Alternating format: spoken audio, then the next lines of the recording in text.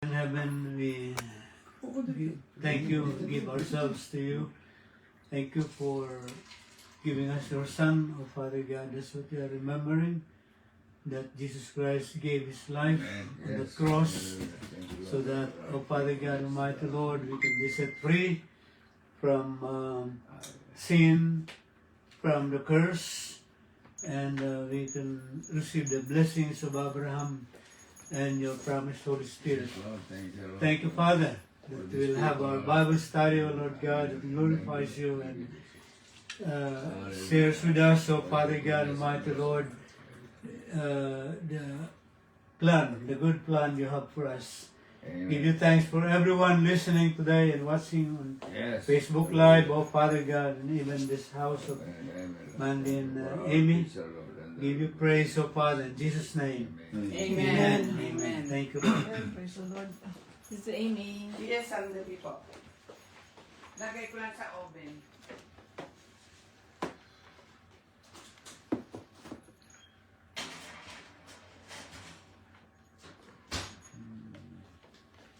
"16 minutes. So, Good Friday Bible study natin ngayon. Praise the Lord.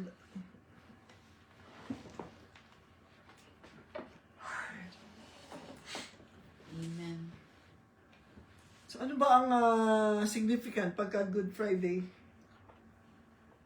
Significance. Ano ang significance ng Good Friday?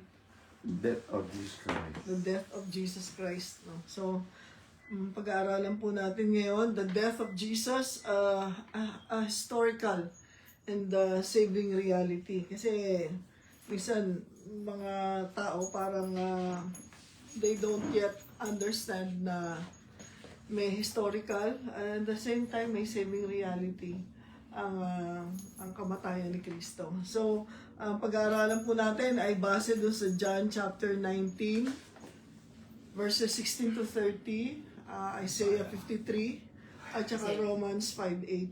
So, salamat sa Panginoon, no. So, meron po tayong tatlong bagay na pag-aaralan dito. Number one is yung physical reality of his death. Bakit significant? Bakit importante maintindihan natin yung physical reality ng kamatayan ni Kristo? Well, maintindihan natin dito sa Psalm 19 verses 16-30 actually. It starts with Pontius Pilate, di ba? Nung dinala sa kanya si Kristo at doon natin pupunta ng istorya. So number one, base doon sa John chapter 19 verse 1, si Jesus Christ ay he was scourged or whipped. No? Siya ay hinagupit. Brutally. Brutally. Ngayon yung kanyang hagupit, kung makikita natin, it's made of leather.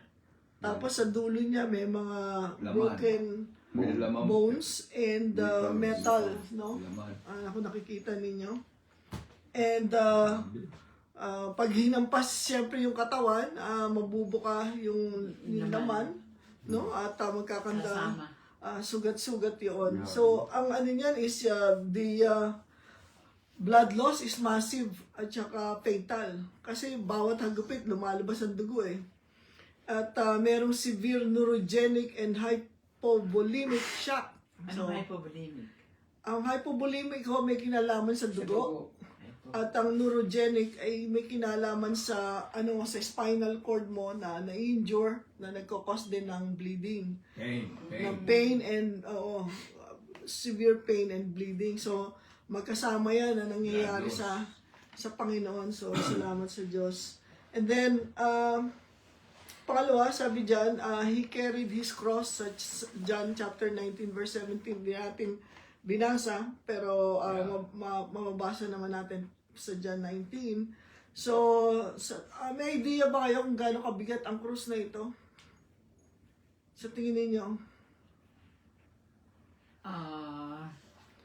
Hindi na binalikan.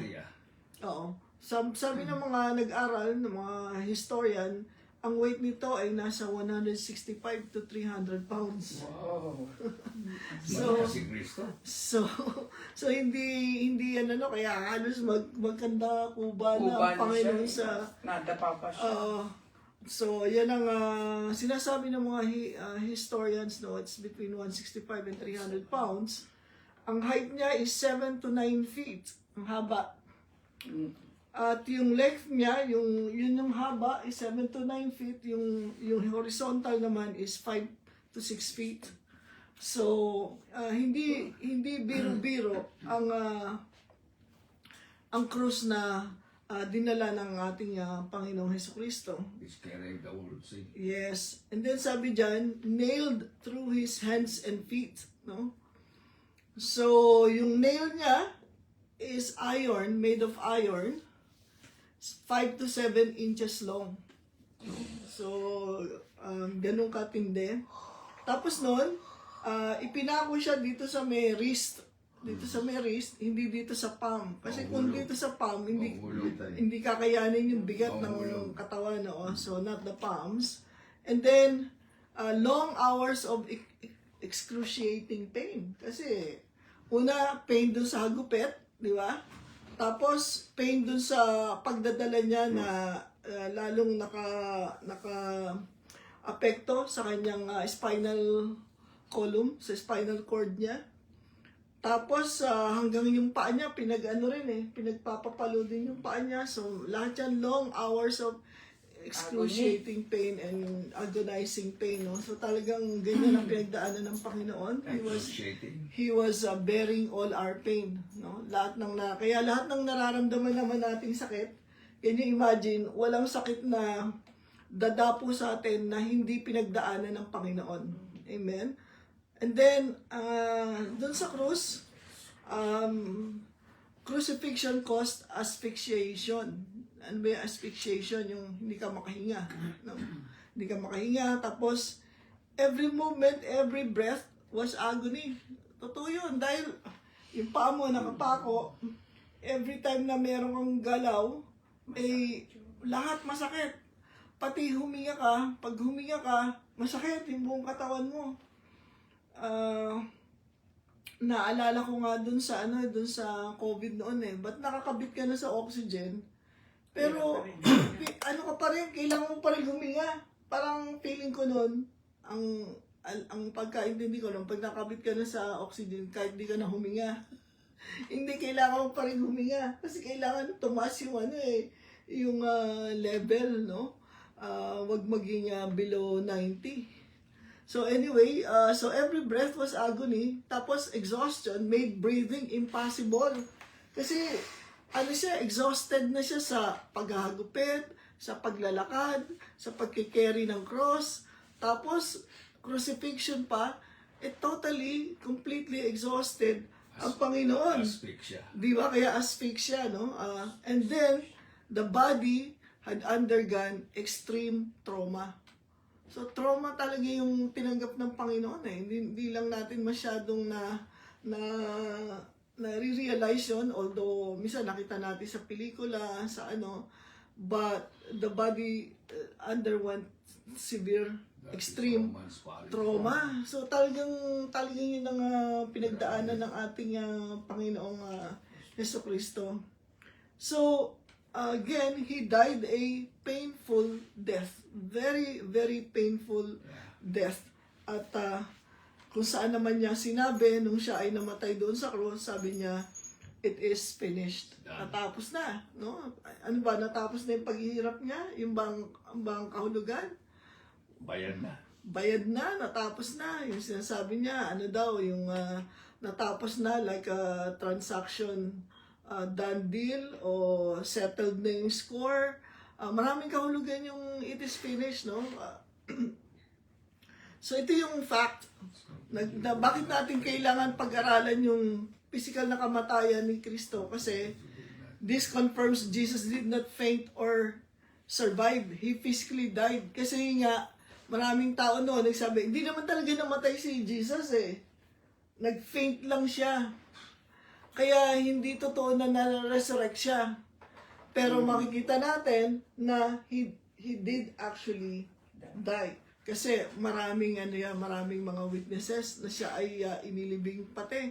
So yung mga nagsasabi na hindi siya talagang namatay, kasi yun ang kanilang justification para wag maniwala na nag-resurrect siya on the third day. Mga kaaway niya yun. Yes, oo.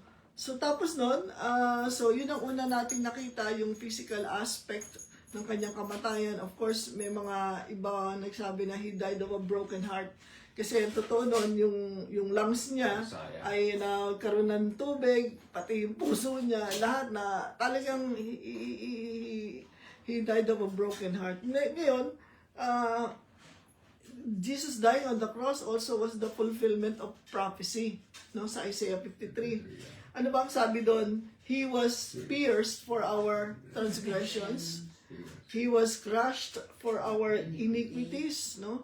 At ang sabi pa doon, hindi ko naaano yung lahat yung Isaiah 53, kasi siyempre, the chastisement of our peace was upon him. And then, he was assigned a grave with the wicked. Kasi ano ba yung grave na ginamit niya? Grave ni Joseph of Arimathea yun eh. Siyempre, considered na simple pa rin yung si Joseph of Arimathea kahit na siya ay mabuting tao. But, of course, there's only one good, and that is the Father, sabi ni Jesus Christ. But he was assigned a grave with the wicked. Tapos doon, ano pa yung mga prophecy eh? The casting lots for his garments, no? Di ba? Yung kanyang damit ay pinagsugalan, no? According to Psalm 22 verse 18. Kasi maganda yung damit niya eh. He was wearing a linen robe. And then, kaya nga, alam natin na nung ay wala talaga siyang damit. And then sabi pa dyan yung no bones of his was broken. Alam natin yung purpose bakit binibreak yung bones para mapadali yung kamatayan. Pero si Kristo ay namatay na. Asphyxiation. Oo, kaya hindi na kinailangang baliin pa yung mga buto niya to hasten his death. Kaya maraming tinupad na mga prophecies ang kamatayan ng Panginoon, no, sa krus ng Kalbaryo. So, ano yung maintindihan natin? That his death aligned precisely with Old Testament prophecy. So, hindi lang to basta randomly na nangyari. Kung hindi ito ay nangyari ayon saan?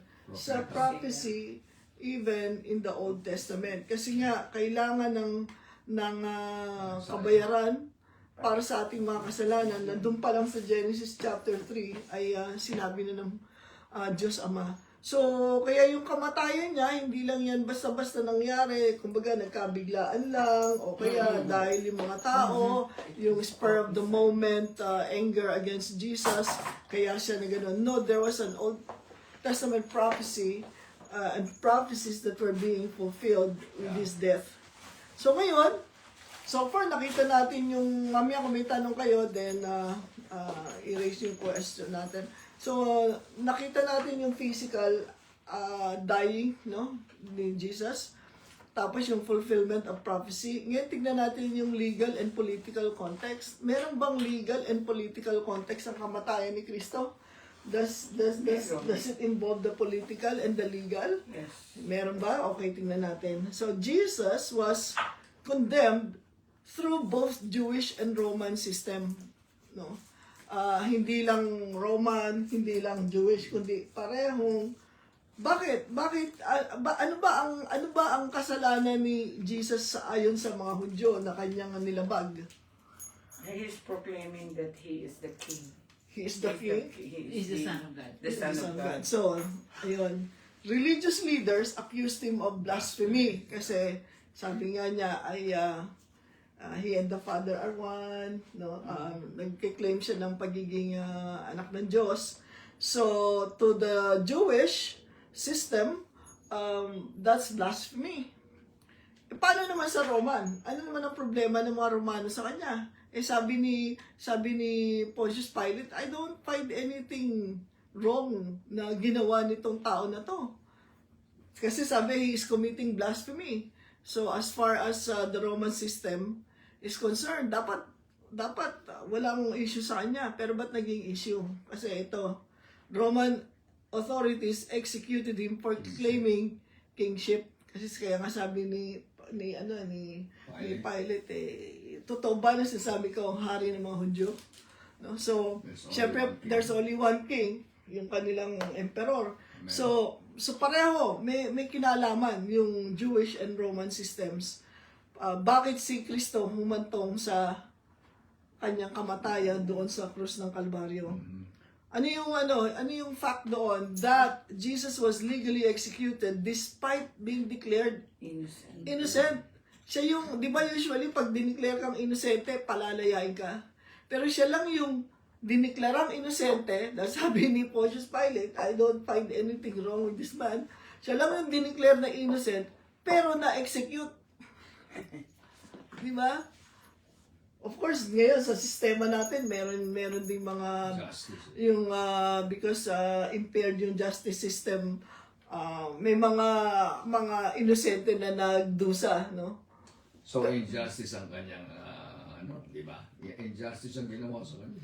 That's injustice kasi he was innocent and yet he was legally dumaan siya sa proseso ng kumbaga ng batas pero innocent nga siya eh. So anyway, yung po, kung may tanong kayo mamaya ano natin. So ngayon, again, we talked about the physical aspect of his dying and then the fulfillment of the prophecy, the legal and political meaning of his death. Ngayon, ano naman yung theological meaning?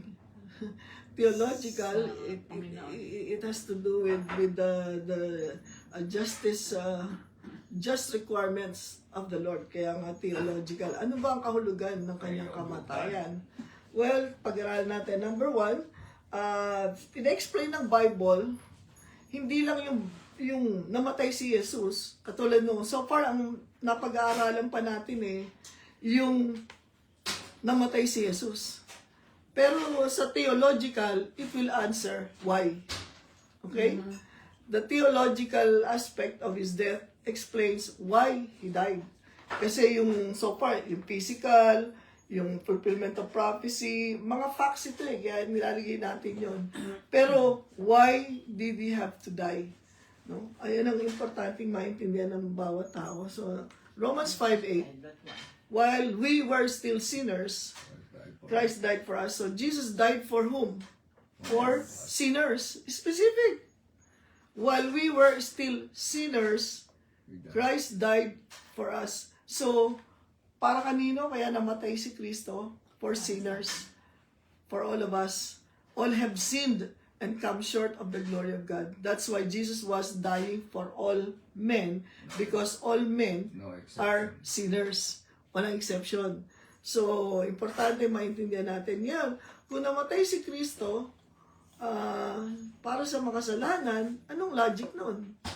No? Sabi ganun pwede pang mamatay isang tao para sa isang mabuting tao. Pero yung mamatay ka para sa masamang tao, parang illogical yata yun. Unreasonable. Ba't ko ibibigay ang buhay ko sa walang kwentang masasabi o sa tao makasalanan? Diba? Pero that's exactly what he did. He died for sinners. And very specific why he died for sinners kasi number one, his death was substitutionary. Ano ibig sabihin ng substitutionary? Substitutionary. Kapalit. Kasi he was dying in the place of someone else. No? He was becoming and he became a substitute for whom? For the sinners. Kasi di ba, he died for sinners. So yung kamatayan niya ay kapalit nitong mga sinners na to. So he becomes, he who knew no sin became sin that we might become the righteousness of God. So yung kanyang death was substitutionary kasi nagsasubstitute siya para sa iyo, para sa akin. That's exactly what it means, no? He was dying for you and for me. Siya yung substitute natin. His death was atoning. Pag sinabing atonement, yun nga, covering natin. Ibig sabihin, yung atoning death ni Jesus, that will become our freedom. That will become our forgiveness, no? So yun ang kamatayan niya na sa kanyang kamatayan dun sa krus, tayo naman ay napapalaya. tayo naman ay natatakpan yung ating mga kasalanan. At sa pagtatakip na yon, hindi lang yung parang everything being put under the rug, no, but yung atoning death na yun, actually it cleanses away all our sins, no. Yun ang ibig sabihin. And lastly, his death was voluntary. Sabi niya, no one takes my life from me. I give it willingly. So yung kamatayan, hindi siya napilitan para mamatay para sa atin. He gave his life willingly, which means na pag willing ka, mahal mo yung inaalayan mo ng buhay mo. Mahal mo yung namamatay ka para sa taong yun dahil mahal mo. Di ba? Yung pinag-aalayan mo ng buhay mo ay minamahal mo. So, importante maintindihan natin yan kasi kailangan maintindihan natin na yung death ni Jesus not just an event na para bagang every year isa-celebrate natin ito kasi parang ginugunita natin. Pero actually, hindi lang natin ginugunita dahil isa siyang okasyon o isang pangyayari, kundi may kabuluhan ang pangyayari na to at may kahulugan sa bawat isang tao na mananampalataya kay Kristo. Kasi baliwala yung kamatayan ni Kristo kung hindi natin ito paniniwalaan. Sabi niya, every time na may mga taong hindi naniniwala sa sa sakripisyo ni Kristo, para bagang ipinapako natin siya uli sa krus, no? So, Narinig ko yan. oo, nasa Biblia ho 'yon, no? Sa Hebrews. Hebrews. So, nung sinabi ni Jesus na it is finished sa John 19:30, ibig sabihin nun, the work of redemption was completed. Yung plano ng Diyos na iligtas ang tao at yung gawa, no, yung dapat gawin para matupad ito ay nakumpleto, no? Kumbaga sabi ko nga sa isang transaksyon natapos na, no? Na-release na pagbayaran na, no? And sabi diyan, the debt of sin was fully paid kasi meron tinatawag na righteous requirements of the law. Kasi kung hindi namatay si Kristo, yung kasalanan, di ba, the wages of sin is death. Merong kabayaran ang kasalanan. At ano ang kabayaran? Kamatayan. No? Without the shedding of blood, there is no remission of sin. Kaya importante na maintindihan natin na ang kabayaran ng kasalanan ay napagbayaran. At ang dugo ni Kristo ang naging kabayaran nito. Hindi kasi natin pwedeng sabihin na it doesn't apply to me. Kasi di ba lahat tayo makasalanan, all have sinned and come short of the glory of God. So ang kamatayan ni Kristo ay para sa lahat. Para sa lahat. Kaya ano ka Muslim, komunista, Sabadista, Buddhist ka, o Hindu ka, para sa lahat ng tao namatay si Kristo kasi lahat ng tao ay makasalanan. No, so importanteng maintindihan natin, and then we will have questions. Ngayon, sabi doon, ang mahalaga na tanong natin sarili is what does it mean to me personally? What does it mean to me na si Kristo ay namatay? No, kasi lahat naman tayo pwede nating alalahanin ito sa historical fact, no? Taon-taon nga ginagawa natin ito. Pero nakita natin yung lahat ng pagsakripisyo ng Panginoong Jesus. He truly died. Totoong namatay siya. Yun na in-establish natin. But then through his death, life is offered to all. Yun ang mahalaga na ang buhay niya ibigay sa atin. So, anong kahulugan ng kamatayan ni Kristo sa atin? Yun ang tanong Ano ang kahulugan, ang kabuluhan ng kamatayan ni Kristo sa iyo personally? Ano yun? Kasi kung di natin makikita kung anong kabuluhan ng kamatayan ni Kristo, ay para saan yun? Sa akin. Katulad nung Kasi sa inyo, ano ang kamatayan, anong kahulugan ng kamatayan ni Kristo sa inyo? Substitution. Instead gusto ako namatay, siya namatay. Amen. Tama ho yun, no? So, anong gagawin natin doon eh? Kasi, nag-substitute na nga sa'yo eh. Di ba? Anong dapat nating gawin doon sa substitute na yun? Pamatay na. Kailangan, tanggapin natin yun ng may pananampalataya sa atin, sa puso natin. Kasi kung hindi natin ito tatanggapin ng may pananampalataya, without faith, it is impossible to please God. No? At hindi natin din pwedeng maipamuhay ang kamatayan. Kasi sabi sa Book of Romans, yung kamatayan ni Kristo, naging kamatayan din natin. Nung nilibing si Kristo, nilibing din tayo. At nung nabuhay si Kristo, nabuhay tayo muli. So, yung lahat ng pinagdaanan niya, pag tinanggap mo ng may pananampalataya, ibig sabihin nun, pinagdadaanan mo rin. Dahil pinagdaanan ni Kristo, tinanggap ko siya, pinagdaanan ko rin. No? So, yung we no longer live to ourselves. Sabi doon, saan tayo namatay? Namatay tayo sa kasalanan. Kung paano si Kristo ay pinako, yung katawan ni Kristo, ang nakapako sa krus. Pero sa mata ng Diyos, ang nakapako doon sa krus ay lahat ng ating mga kasalanan. Kasi He who knew no sin became sin.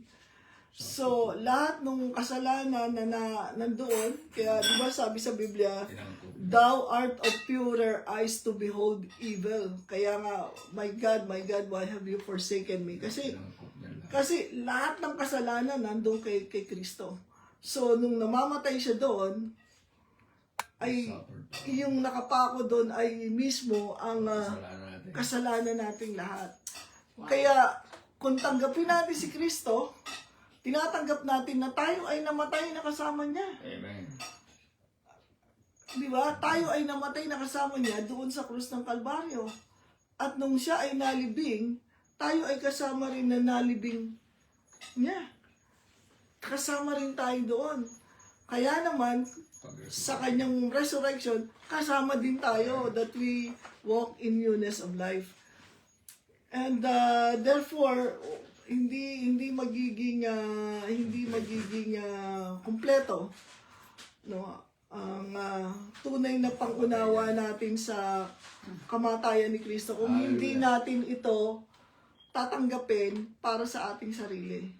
Katulad halimbawa, sabi na si Kristo ay tumanggap siya ng maraming hagupit, diba? 39 lashes. At parang isipin mo, parang hindi lang 39 pero yung mga major, siguro yung mga matitinding hagupit doon. Kaya bawat sakit, diba?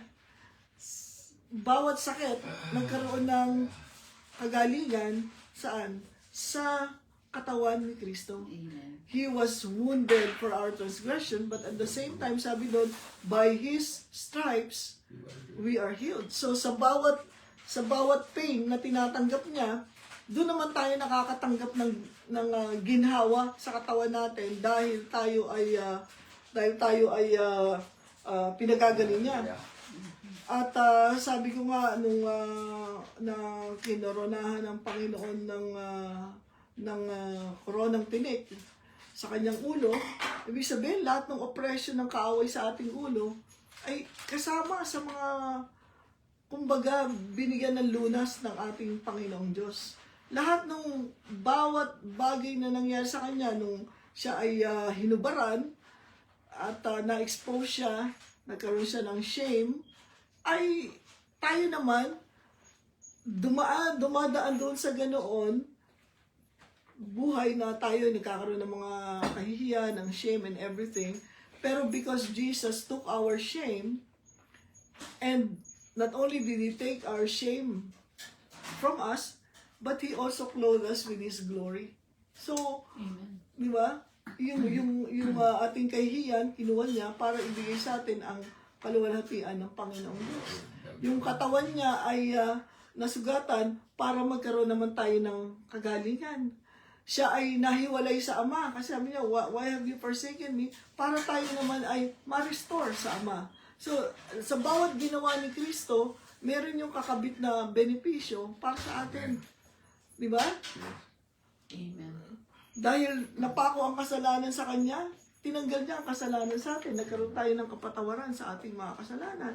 Kaya napakalalim ng kamatayan ng Panginoong Hesukristo. That's right. Na dapat nating maunawan lahat ng pwedeng pagdaanan ng tao. Emotional pain, physical pain, It's lahat hard na it's hard to heartbreak, lahat na yun, pinagdaanan ni Kristo para, sabi doon, because we have a high priest who knows how, hard to fathom all we the feel. suffering of Christ. no? Mahirap mag-identify o mag-relate sa tao na hindi naman alam yung pinagdadaanan mo eh. Pastora, may question ako. Yeah. Di ba, yung sinabi niya na, by your stripe, We are healed. we are healed. Pangako niya yan, di ba? That Oo. is His promise. Yeah. Na pag may sakit ka at yung dineclare mo yung salita niya. Oo. At hindi lang pangako, tinupad na pangako. So, bakit yung iba nagkakasakit na hindi na ako mag-mention ng name, bakit hindi na-healed? At saka, pero may faith siya sa Panginoon. Okay.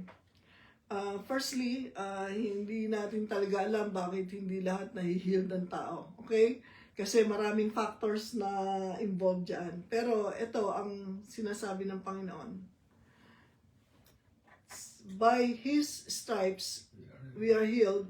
Sa 1 Peter nga, we were healed.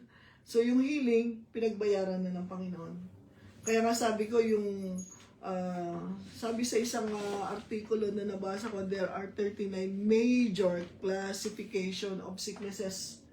So lahat ng kasi kunyari cancer, sa ilalim ng cancer may maraming cancer, pero one major classification, let's say ang cancer.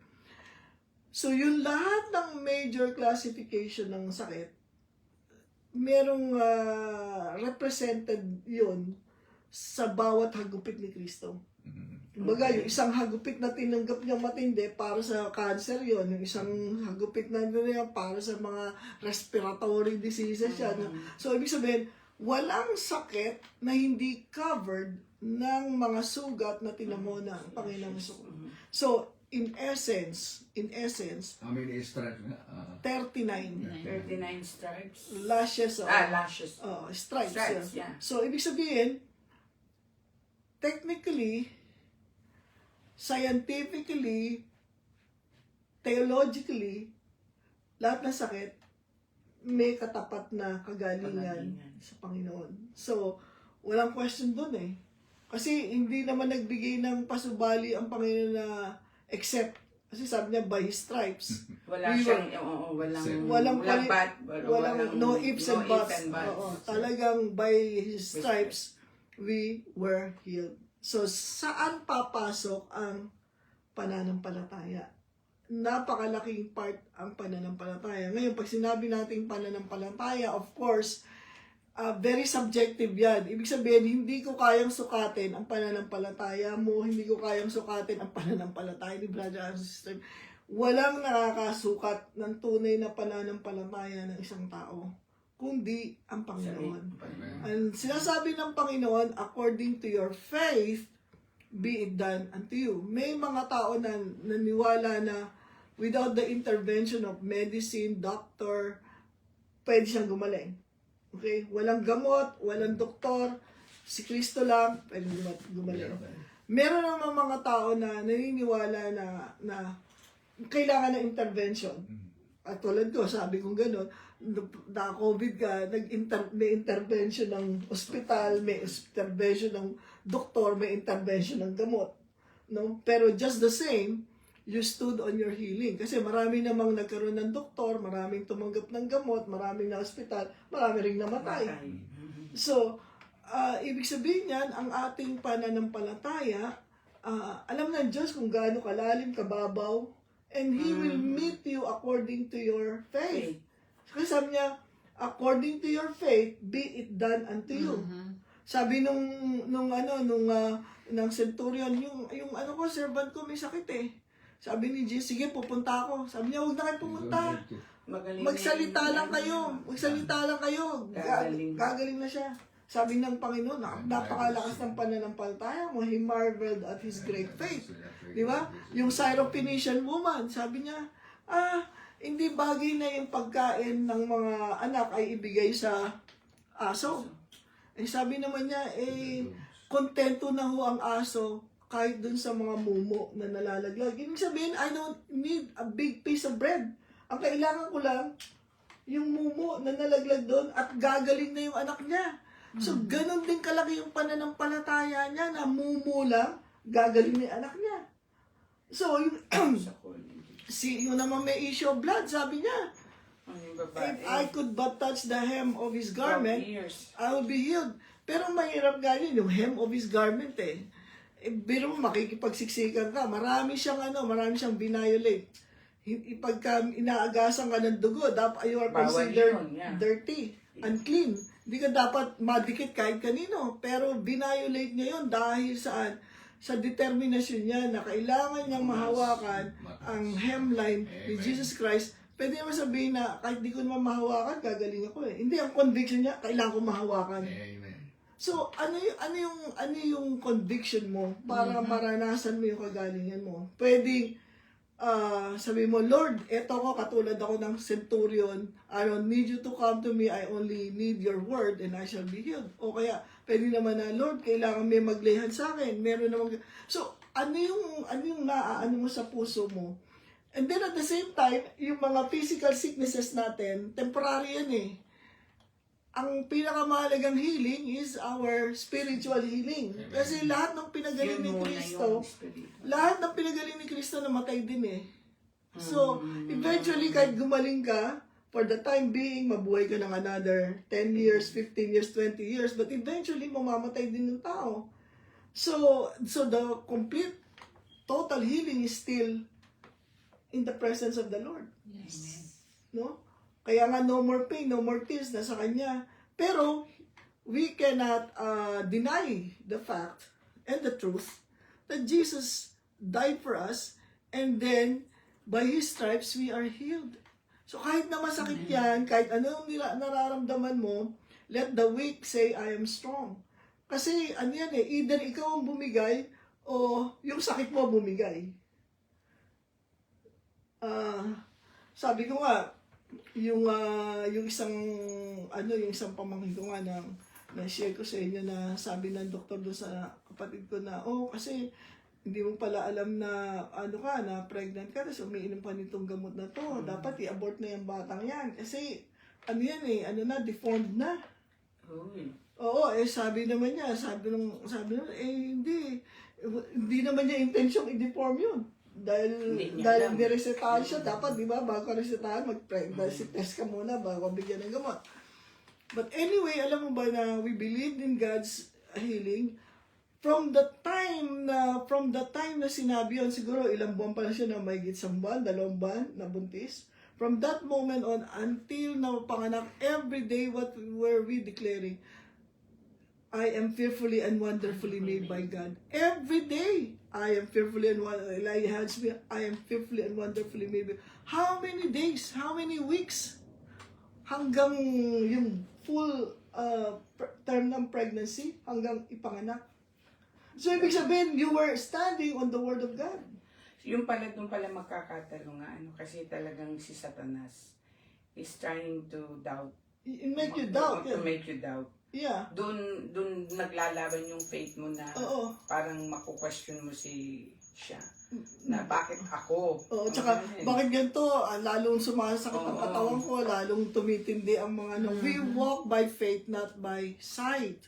No? Kaya nga ang sakit, ang sabi ko yung nanay ni Joel Austin, ang dami mga patotoo dyan, naggumagapang na, pero lagi yan dinideclare ang salita ng Diyos. Kaya nga yung iba, magpapaskil ka nung na-diagnose ako ng ganito ganyan, nakita sa akin sa wall, lahat ng makikita ng mata ko may word of God, pati sa ceiling, pati sa ceiling Ay, lagyan ako ng Word of God sa ceiling para pag nakahiga ako, nakikita ko lahat na ano kasi ayong pumasok ang doubt dahil pagka nandun yung doubt, saan ka mag-focus sa mga nararamdaman mo, sa mga nakikita mo sa sinasabi ng tao, ano ba yan? Ba't namumutla ka na? Ba't ganito ka na? No, tumingin ka doon. Kasi tatayo ka doon sa by the stripes of Jesus, He was wounded for our transgression, di ba?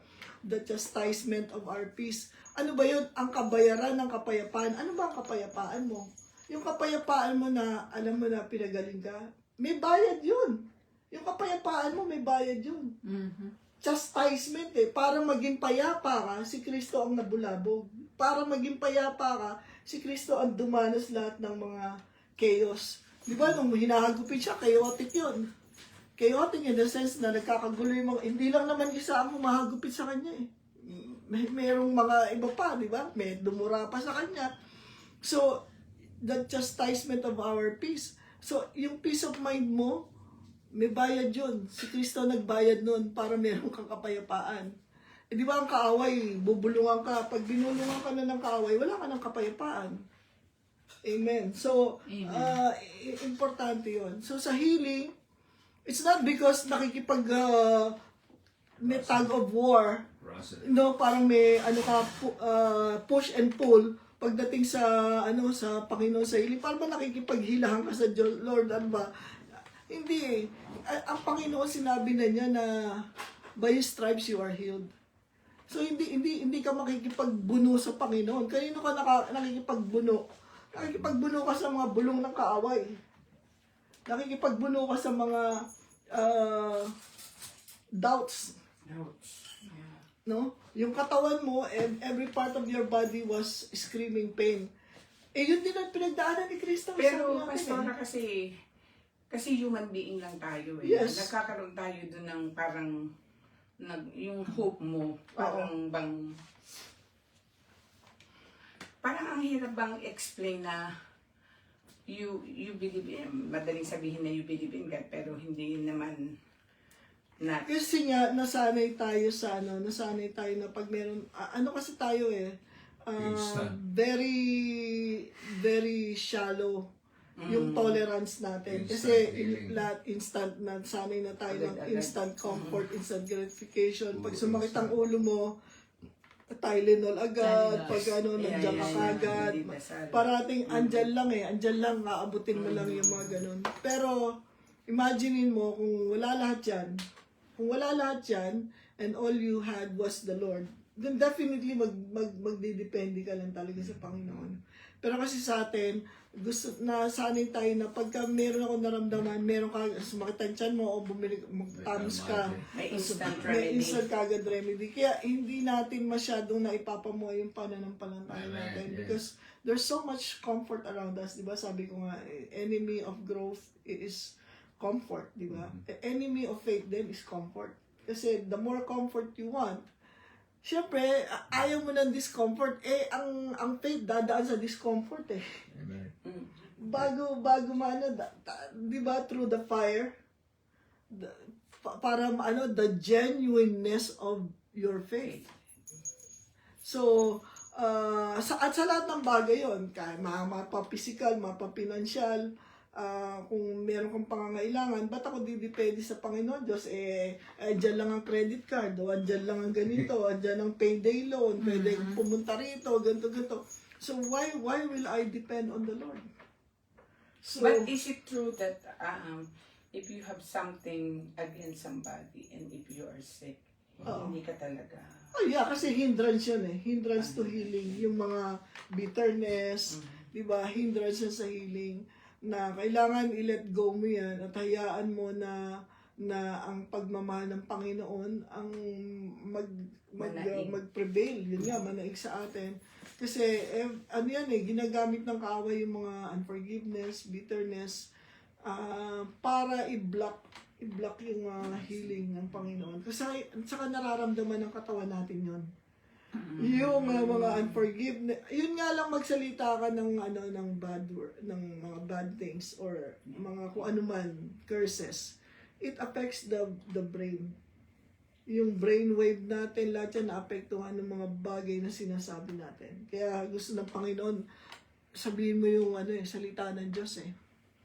Kasi every time na nagiging negative tayo, naapektuhan yung immune system natin. No? Yan ang hindi natin nare-realize.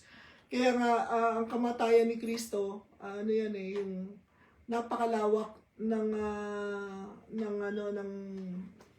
in-embrace ng kamatayan ni Kristo. Hindi lang spiritual, physical, emotional, lahat ng aspeto ng buhay natin. Financial. Lahat. Kaya importante, pag nakita mo na namatay ka na kay Kristo, tsaka ito pa, isang bagay pagdating sa healing, no? Ang healing kasi ganito.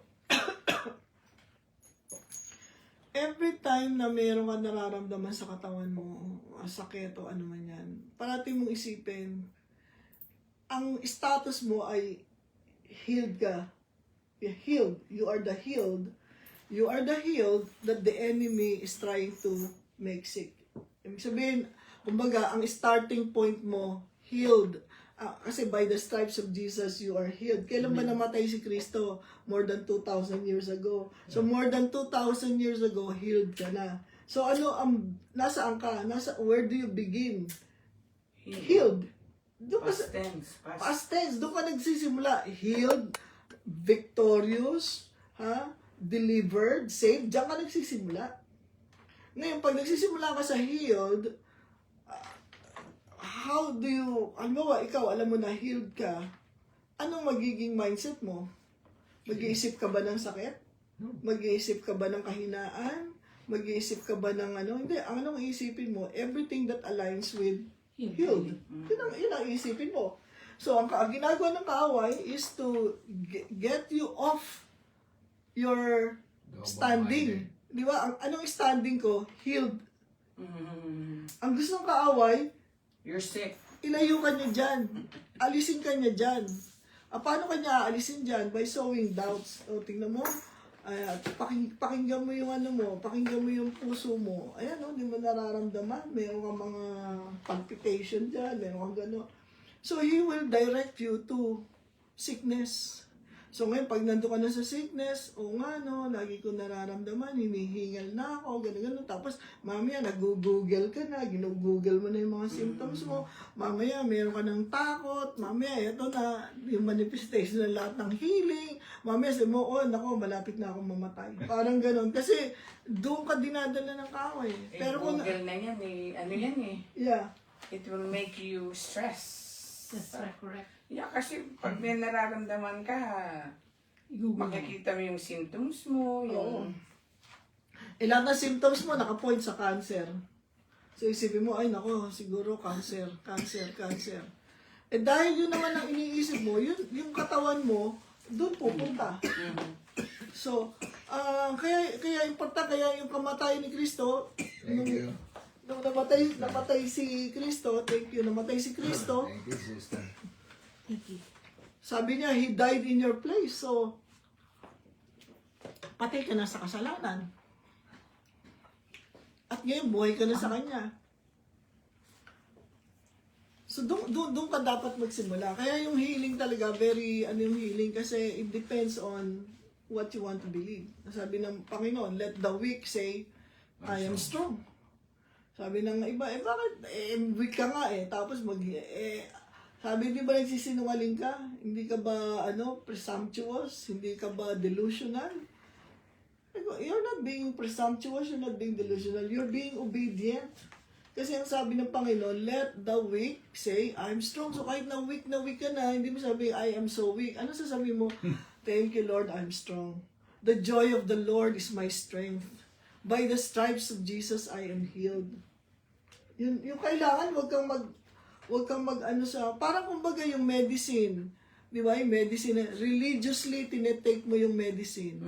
No, meron pang morning, may pang tanghali, may pang gabi. Religiously ginagawa mo yon. Ayaw mo makalimutan uminom. Di meron ka rin meron ka rin, the Word of God is our medicine. Sabi niya, it is healing to our flesh. Conviction ko So, hindi mo pwedeng sabihin na nagdidepende ko sa gamot, physical gamot, pero hindi ako nagdidepende sa salita ng Diyos. Di ba? Kailangan, kung nagdidepende ko sa salita ng doktor, ano sabi ng doktor? Oh, Brother Alex, inumin mo to. Ito, mabuti para sa'yo. Kaninong prescription ang galing yan? Sa doktor. Naniwala ka sa doktor. Pero bakit ito si Jesus, na siyang ating ultimate physician, ay natin maniwala sa Kanya? Pero naniwala tayo sa tao. Pero kay Kristo ay natin maniwala. No? So, kailangan, kung umiinom ako ng gamot, at nandun ang pananampalataya sa gamot, good. Kasi wala namang masama eh. Lahat naman ginawa ng Panginoon for our good eh. The sick need a physician. Pero ibig sabihin, kung naniniwala ka sa physical doctor mo, bakit di tayo maniwala saan? Sa ating great physician who is Jesus Christ Himself. So, doon papasok itong, kaya nga sabi ko, how do we apply the death of Jesus into our life? Kasi, lahat ng ginawa ng Panginoon, pinagbayaran niya ang ating mga kasalanan, pinagbayaran niya ang ating mga karamdaman, pinagbayaran niya ang ating kahinaan, pinagbayaran niya ang lahat ng ating kahihiyan, pinagbayaran niya ang lahat, pinagbayaran niya ang lahat na pwede mong maranasan sa mundong ito. Lahat ng ating insecurity, lahat ng ating shame, lahat ng ating guilt, pinagbayaran lahat ni Kristo yan eh. Amen. So kung sasabihin na, Lord, salamat na matay kayo para sa akin. Pag dumadating yung time na may nararamdaman sa katawan mo, well, lagi mo i-declare, as Jesus is, so am I in this world. Mahina ba katawan ni Kristo? Hindi. So sabihin mo sa sarili mo, malakas ako. Kasi si Kristo malakas eh, hindi ako rin malakas. Amen. Yung bang isip ni Kristo eh malakas din? O, edi sabihin mo malakas ang isip ni Panginoon, malakas din ang isip ko. Pero nung bagong save ako, baliktad naman. Oo. Nung namatay si Kristo, doon ako nabuhay. Definitely, kaya may resurrection eh.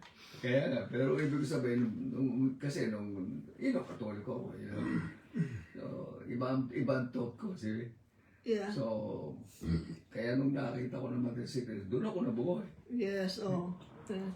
Akala, baliktad eh, akala ko buhay ako, patay pala ako. Yes. Oh, yun talaga ang katotohanan na buhay tayo, pero nabubuhay tayo sa kasalanan.